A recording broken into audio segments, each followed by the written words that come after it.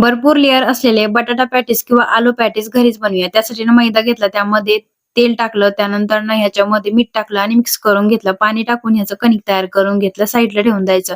कढईमध्ये तेल टाकलं, त्यामध्ये जिरे मोहरी टाकून घ्यायची, अद्रक, लसूण, मिरची, हळद पावडर, लाल तिखट पावडर, चाट मसाला आणि उकडलेले बटाटे टाकून मॅश करून घ्यायचे आणि चवीनुसार मीठ टाकून परतून घेतले.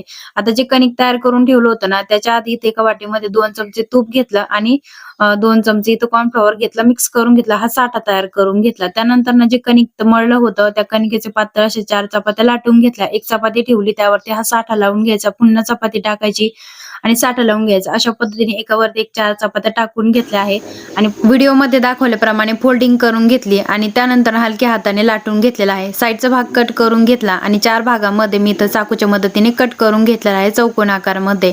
आता मी हे ओव्हनमध्ये बनवत आहे, त्यासाठी ऑडीचा इकोबेक पेपर वापरलेला आहे. ट्रेमध्ये सेट करून घेतला. सारण याच्यामध्ये भरून अशा पद्धतीने हलक्या हाताने दाबून घ्यायचं आहे. 10 मिनिटांमध्ये हे पॅटीस तयार होतात.